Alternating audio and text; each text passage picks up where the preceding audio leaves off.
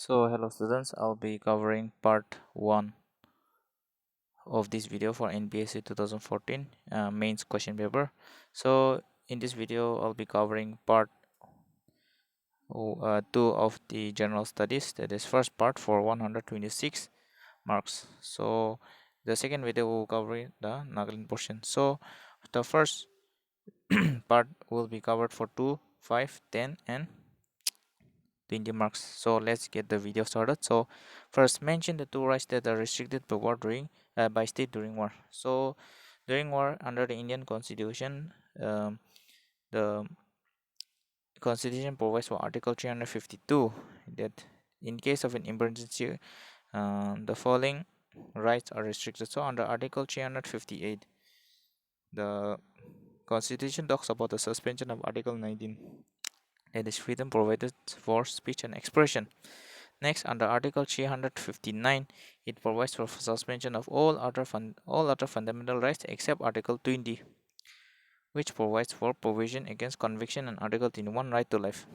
So we can write Article 358 talks about the suspension of Article 19, that is freedom of speech and expression, and in Article 359 talks about suspension of every other fundamental right except Article 20, that is right to life, right to regarding conviction and right to life. Next, what is meant by social equality? Social equality is a state of affairs which all people within a specific society or isolated group of same status in certain respects, including civil rights, freedom of speech, property rights, equal access to certain goods and social services. So social equality means equality in society in terms of freedom of speech, property rights, equal access to certain social goods and social services. So we can write this for 2 marks. Just a brief description. Name the theory which relates to the statement the property belongs to him who first occupied it. Though the poverty acquisition theory was given by John Locke in the 1600, and it is also known as the Locke labor theory of property, which provides that the first person who acquires the land is the master of it. So this is Locke's labor theory of property. Who wrote Communist Manifesto? Communist Manifesto was written in 1848 by Karl Marx and Friedrich Engels. So it presents an analytical approach to the class struggle and conflicts of capitalism and capitalist mode of production. So basically, Communist Manifesto is against the capitalism idea and the idea of capitalist mode of production, and it provided for classless society, which is also known as Marxism. So next, who distributes the portfolio among the ministers in the parliamentary form of government is Prime Minister. And where was the first session of INC held? So the first INC was held in Bombay, and it was under the presidency of Umesh Chandra Banerjee in 1885 at Bombay. So what is meant by sweat labor? So sweat labor is a definition which it is a type of labor in which people work for long hours and very low pay in a very unhealthy environment or situation. So we can write this for 2 marks. What is LIBOR? LIBOR stands for London Interbank Offered Rate. So it is an interest rate average calculated from all the estimates submitted by the leading banks in London. So it is related to the London banking system, in which every bank provides for interest rate average calculated from each banks in London. What is meant by bull? So in stock market there are two types of buyer, that is bull and bear.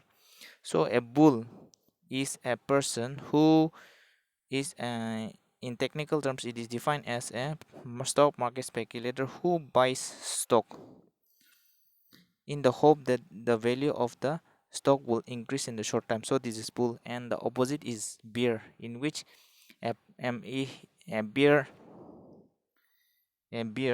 is a market speculator who believes that the value of the stock will decrease, and so he'll sell off the stock so as to avoid losses.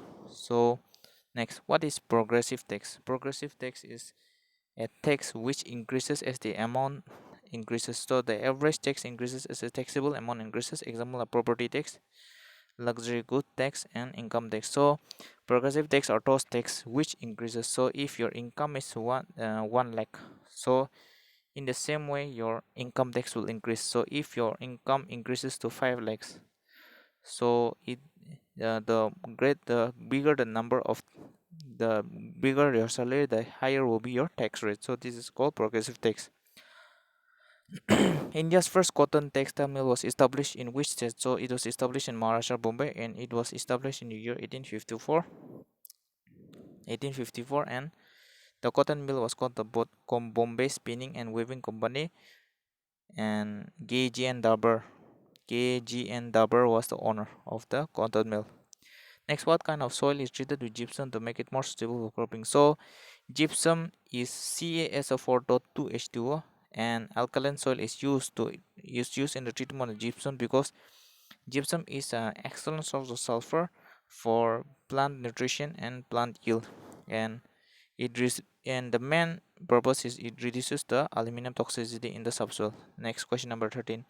For what purpose project Gagan has been designed? Gagan stands for GPS aided geo augmented navigation, and it is used to provide GPS services to all over India, Bay Bengal, Southeast Asia, and Middle East up to Africa, and it was jointly developed by ISRO, Indian Space Research Organization, and Airport Authority of India. Next, what is the main objective of the National Water Mission? So we have to know that there are 8 missions under the National Action Plan on Climate Change, and the National Water Mission is one of the core missions of this, and it was launched by the Prime Minister, and it was launched in the year 2009. And the main objective of the National Water Mission is conservation of water, minimizing wastage, and equal distribution of water across states through integrated water resources development and management. Next, what is ex situ conservation? Ex means outside, and situ means outside conservation. So it is also known as offsite conservation. For example, if in Nagaland hornbill is found, if in Nagaland Dragonban blight is found, and this species is taken to Assam for rearing, so Assam is also termed as a ex situ conservation. So it is also known as off-site conservation, in which endangered species, variety or breed or plant or animal outside its natural habitat is conserved. Next, what is referred to as hotspot in terms of biodiversity? So hotspot means a region, a place where there are significant amount of plants and animal species and they are under threat from humans. So they contain irreplaceable and threatened plant, animal, and landscape, and in all over the world there are 35 biodiversity hotspots, and there are 3 in India. So what are the 3? So the 3 biodiversity hotspots in India are, so if this is the map of India, so the first biodiversity is the Eastern Himalayas. So this is the Eastern Himalayas. So this is one of the biodiversity region, and the Indo-Myanmar region, Indo-Burma region is another biodiversity hotspot, and the Western Ghats is another region. So altogether there are 3 biodiversity hotspots in India. Next, what is dyslexia? Dyslexia is a learning disorder. So what is it? It involves difficulty reading due to problem identifying speech sounds and learning how to relate to letters and words and decoding. So many children suffer from dyslexia because they are unable to understand the words, and it affects the areas of brain that processes language. Next, why DDT has been banned in many countries? So first of all, what is DDT? DDT is also known as diphenyl trichloroethane. So was banned under the Stockholm Convention of 2001, and it was banned because it causes eggshell thinning in birds. The eggshell, that is calcium carbonate, it becomes very thin, and it is also carcinogenic, that is cancer causing, and it is dangerous to wildlife and environment. Next, let's proceed to 5 marks. write a brief note on the contribution of Ram Manohar Lohia in constitutional development. So for 5 marks, we can explain a little about Ram Manohar Lohia. So we know that Ram Manohar Lohia was one of the proponents of the Congress Socialist Party, which was formed in 1934. So it provided so we can know from the idea that Ram Manohar Lohia was a socialist, but he believed in democratic socialism. So Ram Manohar Lohia was one of the main proponents of socialism in India, and he promoted the idea of democratic socialism, and he considered both capitalism and socialism very irrelevant for Indian society. And his principle of democratic socialism has two objectives: that is economic objective of food and housing, and non-economic objective of freedom and of democracy and freedom. So he also advocated Chauburja, that is Rajniti, in which the four pillars of politics are center, region, district, and village. So he helped in the formulation of decentralization in India, which was also known as a panchayati and the municipalities. So we can write this for 5 marks. Not much is given, but we can write a little bit about Ram Manohar Lohia. So for 5 marks. Next, explain in short Go Warando. So Go Warando is a Latin term which means by what authority. So it is issued by a court to inquire the legality of a person, of the claim of a person to a public office. If a person is the head of an office which was established under any statute or any constitution, for example, the Central Vigilance Commission. So if a person wants to inquire if a person if a person employed under Central Vigilance Commission is legal or not, so we can inquire about it. So this is called quo warranto, and but it the main drawback is that it cannot be issued against any ministerial office or private office, and it is sought by any interested person and not the necessarily the person aggrieved. So,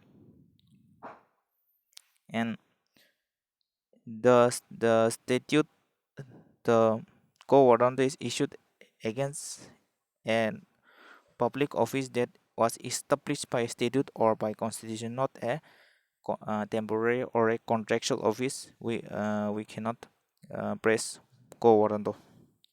Next, for 5 marks, what is meant by solar mission? National solar mission. So as I mentioned above, the national solar mission is one of the mission under National Action Plan on Climate Change, and the National Solar Mission was established in 2010, and it was also known as Jawaharlal Nehru National Solar Mission.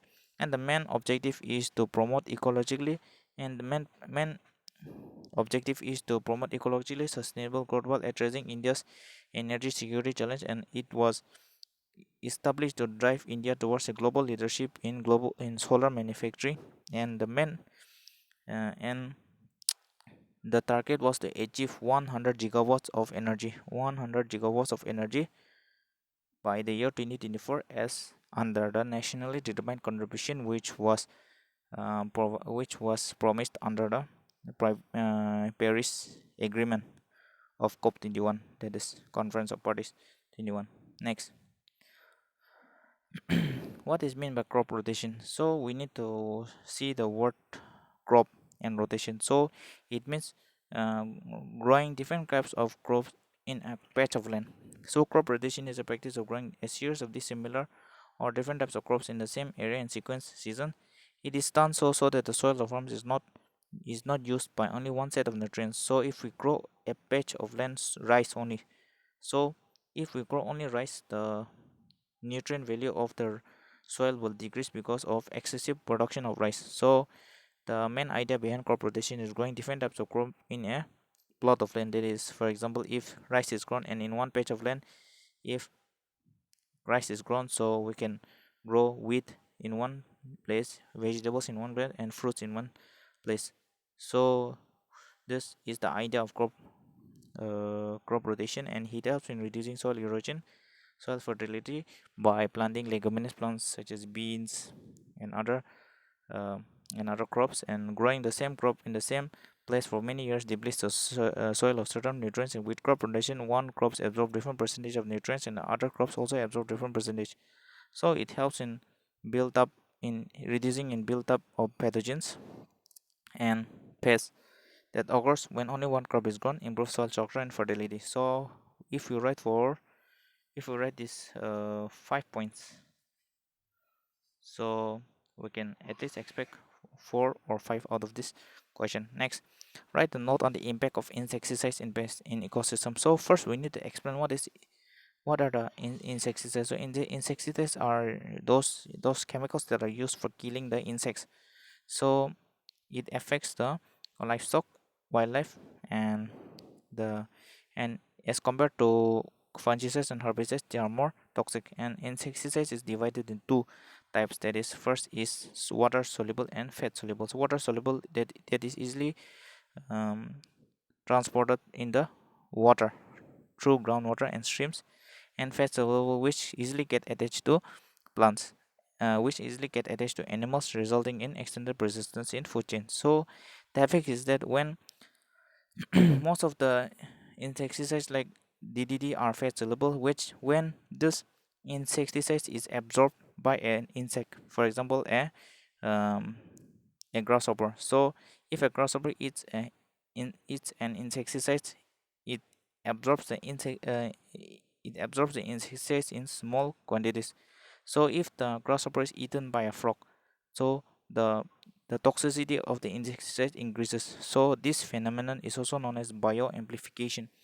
Bioamplification is the process in which as organisms down the food chain absorbs insecticides in small quantities, the toxicity value of the insecticides increases as we increase down the food chain. So this causes increase in toxicity, and this is called bioamplification, and this results in damage of ecosystem, decreased biodiversity, messes up the food chain, and disrupts the balance in the ecosystem. So if we explain this, we can expect 5 marks from this.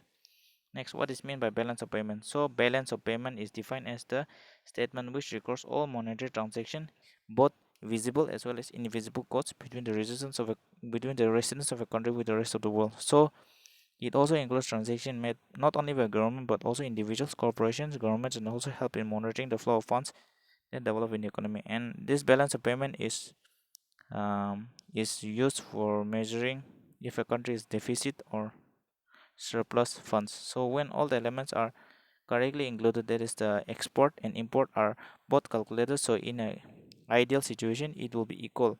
That is, export will be equal to import. Export will be equal to import. However, this is not the case in most of the cases, because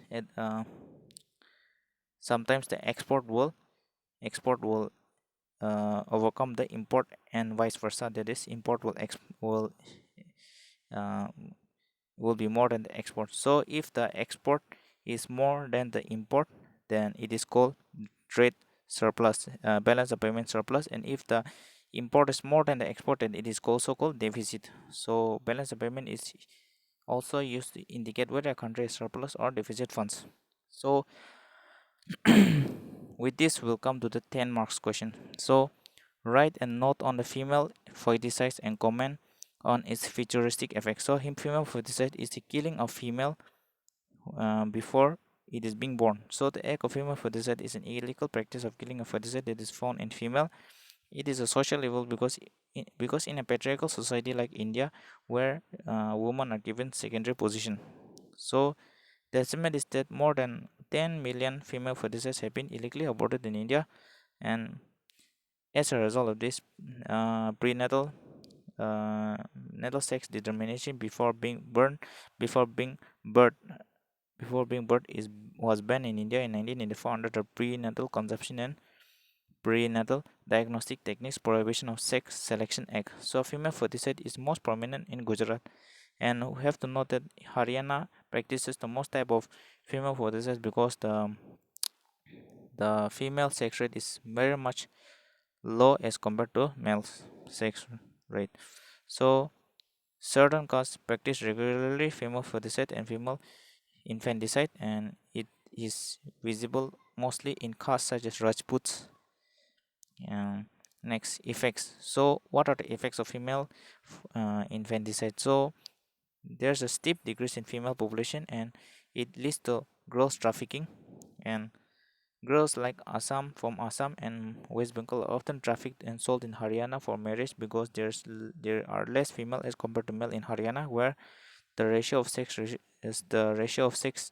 child sex is least in the country, and the child sex ratio in India is 919 as compared to 1000 male, and it also leads to prostitution and increase in number of child marriages, and it also leads to increase in number of maternal deaths and increase in polyandry. Polyandry means one wife and several husbands. So we can write what is the definition, right, and not a female foeticide. So we can explain a little bit about foeticide, and as some relevant data such is 10 million Haryana having the less child sex ratio, and the ban of sex determination is under the preconception and prenatal diagnostic techniques 1994.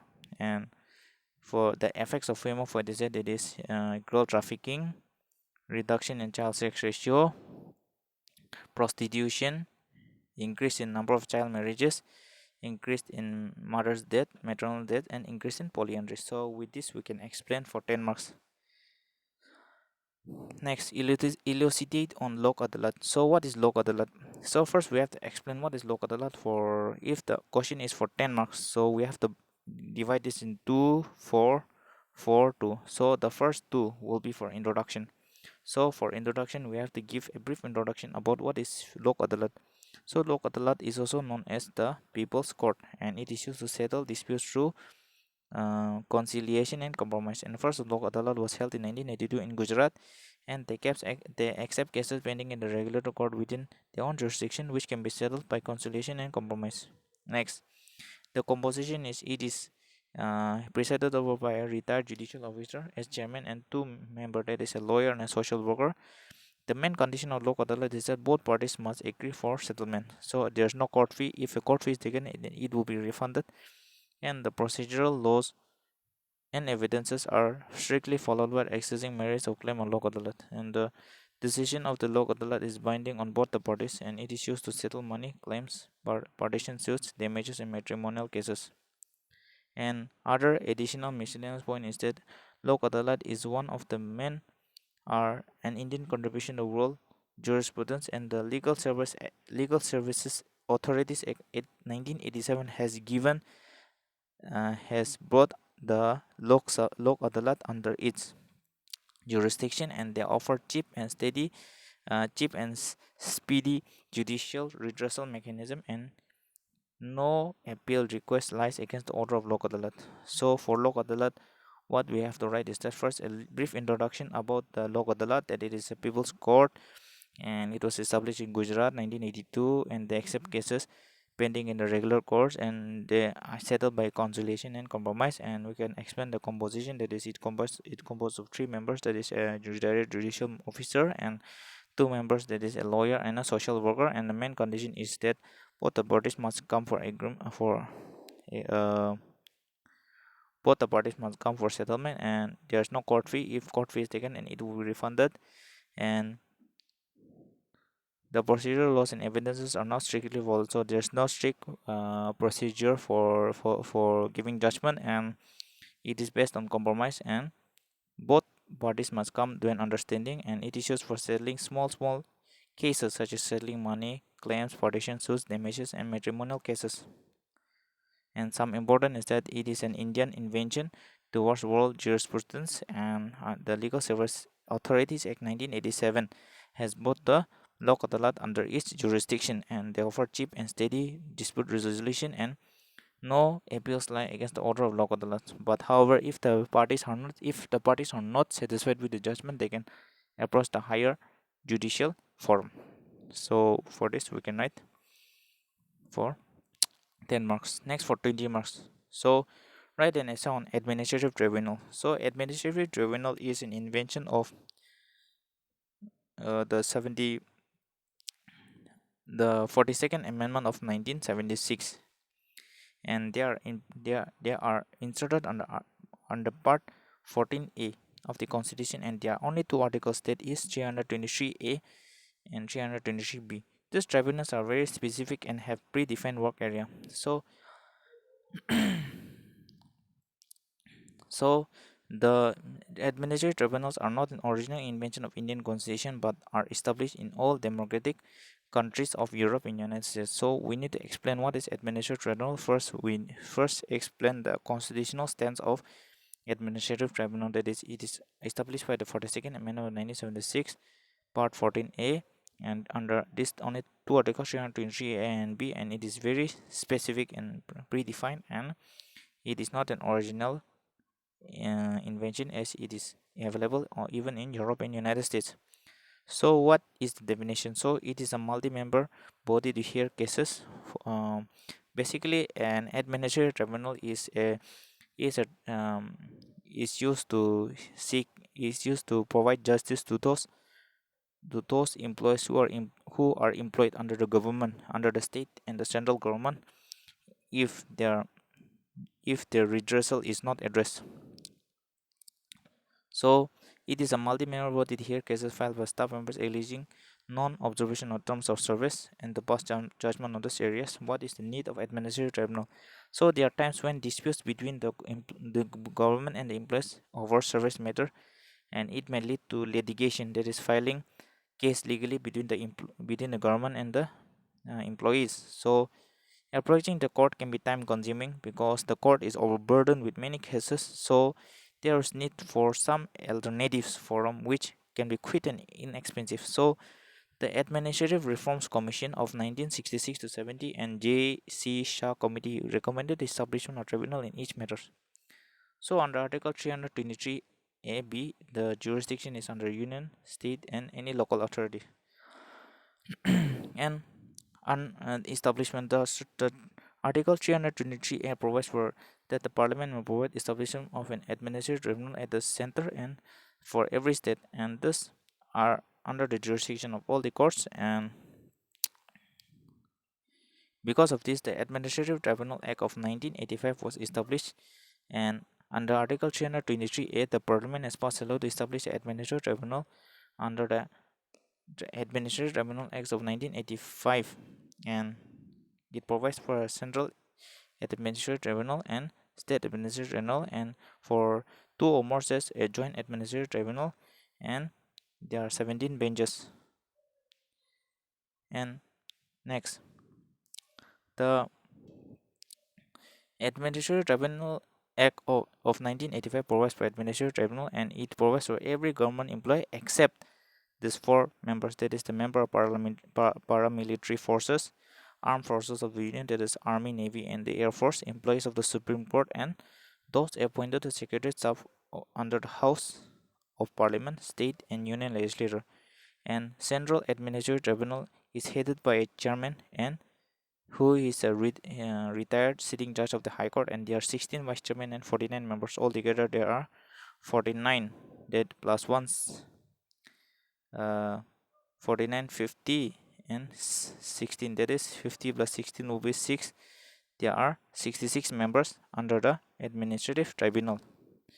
That is one chairman, 16 vice chairman, and 49 members. And the bench is located in New Delhi. So next, write an essay on the mineral resources of India. So to explain this, we need to refer the map of India, the physical map of India. So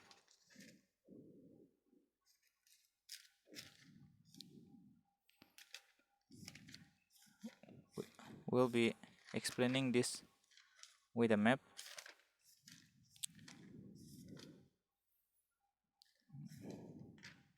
Next, so for iron ore, so the iron ore is the basic mineral for industrial development, and it is a backbone of every industry. So iron ore consists of magnetite, hematite, and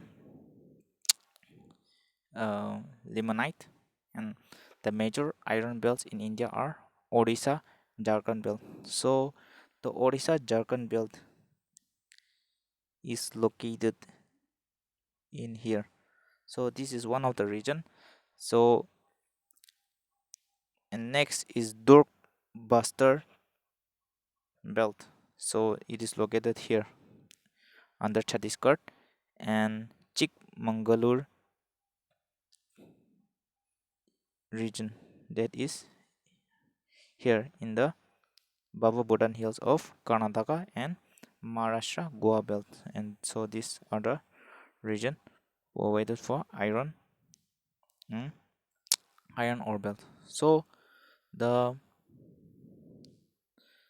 the iron ore is the basic mineral and backbone of industry, and magnetite is one of the finest ore with 80%, and hematite is also provided. And major iron ore belts are Odisha Jharkhand belt. So it is found in Batam Bahar mines in Mayurganj and Gindwar districts of Odisha and Singhbum district of Jharkhand, which is also famous for coal mines. Next, Durg Bastar Chandapur belt. So this is located in Chhattisgarh, and the Baila Jila range in Bastar district of Chhattisgarh is rich in hematite ore. Next is Chikmagalur Tum Tuma Tumakuru Ballari Chitradurga belt. So it is located in Karnataka, and Kudermuk mines are located in the western Ghats of Karnataka. And Maharashtra Goa belt is also famous for iron ore mines. Next is manganese. So manganese is located near Odisha. So Odisha is one of the largest producer of manganese in the world, in India, and it is used for manufacturing of steel and ferromagnetic alloy. And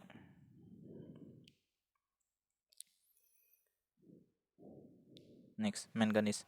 So manganese is the used for manufacturing of steel and ferromagnetic manganese alloy, and it is used in the manufacture of bleaching powder, insecticides, and paints.